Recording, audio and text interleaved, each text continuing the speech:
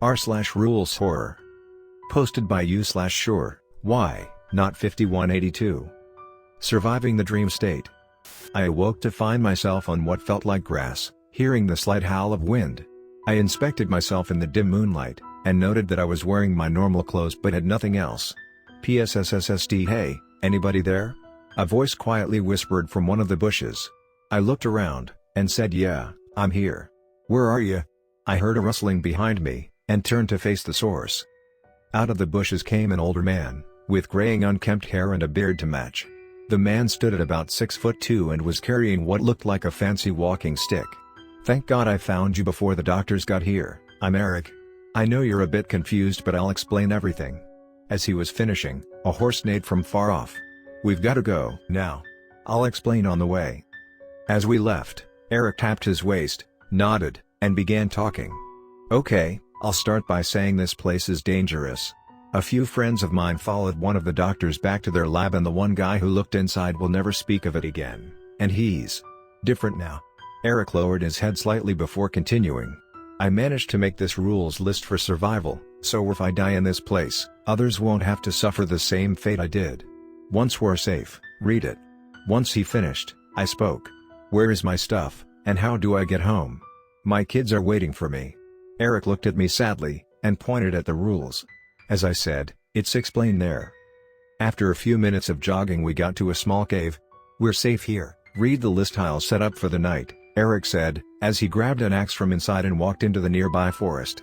I sat down, and began to read. Survival rules. Rule 1, never stop experimenting. Other than it being a good idea in unknown areas, you are not in your reality, so things may be different here. Experiment as much as you can. Rule 2, sometimes, the other humans are your friends. Calling out is a good way to check if somebody has succumbed to a mental break, as they may spew nonsense when prompted with a simple question. Rule 3, always be wary of the plague zombies. Plague zombies are like dogs, obedient to their masters. Every plague zombie will be stronger than you, no matter what condition you and they are in. Rule 4, the doctors, while dangerous, are not as dangerous as their zombies. You can outrun them, or even kill them if skilled enough. Before you ask, no, you cannot use their outfits for a disguise. They might play along, but they can smell the difference. Rule 5, you might notice that you do not have your belongings. If you did not notice that, you will be bummed to find out that you are missing your belongings. Find a weapon to defend yourself from the doctors and other humans, and a good pair of shoes to run away if the fight gets tough or if you find zombies. Just as you were about to read Rule 6, you heard a horse in the forest. You poked your head out, and saw Eric running out into the field nearby. He was warily backing up, scanning the trees. Do not be afraid, young one. I am here to help you. A voice echoed. I heard snarling, and saw a humanoid figure slowly creeping its way out of the forest. One thought popped into my mind, zombies. I glanced back at the sheet, and saw the next rule. Rule 6, if you manage to survive in this place for 1 year, 365 days, you will be brought back to reality at the exact time you left. Nobody but you will notice any passage of time, and you must hope that you are lucky enough to not be brought back multiple times. There will be 3 months of guaranteed safety, but after that you are at risk of returning. If you do not survive here, you will suffer a fatal heart attack in your reality. It is unknown what will happen if you manage to survive in the real world, as all who have died here have not been able to get assistance in time. I looked back up, and noticed a small white light. Eric yelped in glee, running towards it. That's year 7, you fuckers, he shouted before diving through it. Ah, perhaps we shall meet our friend again. In the meantime, I can smell one in the cave over there. Why don't we go see who needs our assistance? In a fit of panic, I sprinted from the cave into the far right, into a larger field with monstrously tall trees stretching for miles past it. I looked down as I ran, reading the next rule. Rule 7, avoid extremely tall trees. If the spiders don't get you, the tree dwellers will. I turned around and went running back into the forest where the zombie and the voice was. On the way, I managed to find Eric's axe on the floor. I picked it up, and kept running. Come here, new friend. I am simply here to help. The voice said, seeming to echo everywhere around me. I noticed a small hole near the base of a tree I was coming up on, and a makeshift door slightly further in. I pushed myself harder, and hit the makeshift door with a crash. It did not budge. I tried opening it, but it would not move. I knocked furiously, and began to speak. Hey, hey, hey! Anybody inside? Something is chasing me, let me in. Quickly.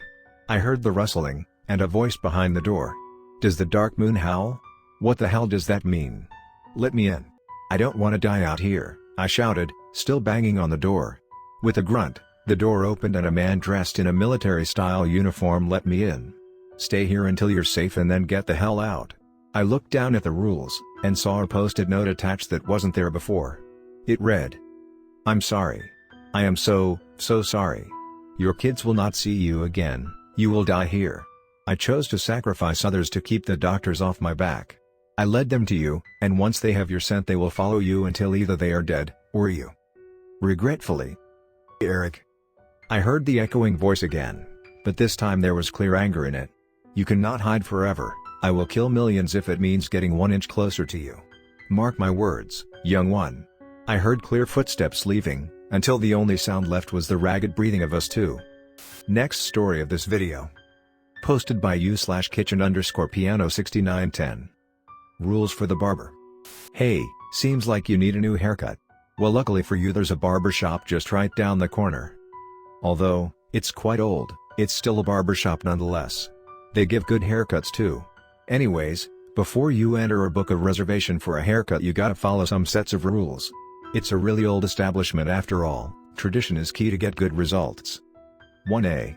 If you enter and don't have a reservation, best bet the receptionist at the counter has a notebook. Write your name and the receptionist will automatically assign you a barber. No need to tell what you need, they'll immediately know what you need. The receptionist will also describe the barber. If they have the same definition as what the receptionist told, follow them. If not, refer to Rule 3 and the remaining rules. Hopefully, you are not unlucky. 1B. If somehow you needed a reservation, same rules apply, but do remember this: if you are somehow late for your reservation, do it tomorrow. Do not be earlier, do not be late. You don't want to be staying there more earlier than you should. If you followed the first 2 rules, congratulations. You can now move on with the haircut. 2. When the barber approaches you, follow them. They will be with you until your haircut is finished.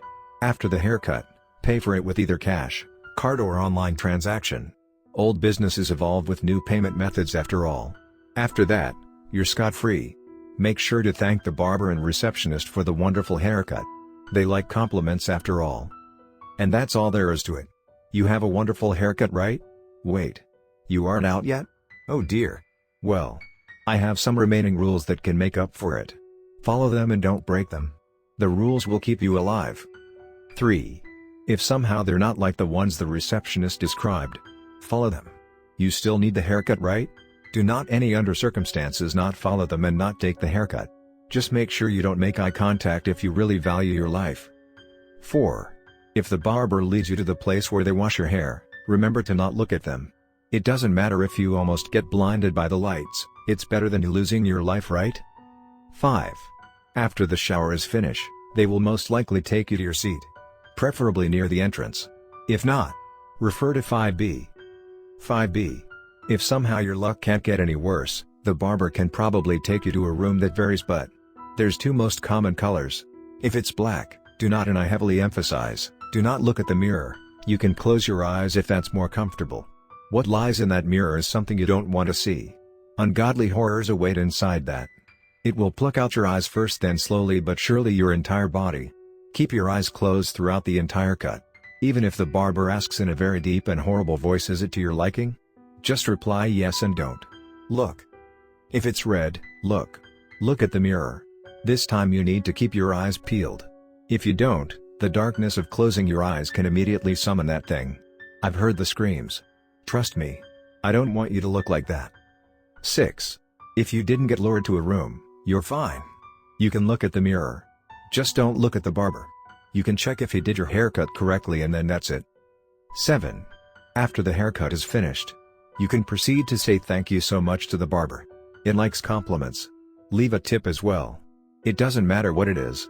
It just needs to be an item or possession. Politely do the steps of Rule 2 and you'll be fine. And that's that. You should be fine now. Just remember this sets of rules and be sure to recommend this barber shop. They need the clients to keep the business running. Now if you go, Get the most wonderful haircut of them all. I closed the sheet of paper and just chuckled. This seems like a prank, but oh well. Might as follow these rules to have a great time. I opened the door and saw the receptionist. Sure enough, they gave me a pen and notebook to write my name. I gave it back as the receptionist described my barber. I waited for them and then the barber came. They weren't what the receptionist described. I followed them, keeping my head down as to not look at them. It's the regular thing the rules said. Shower. Don't look at them.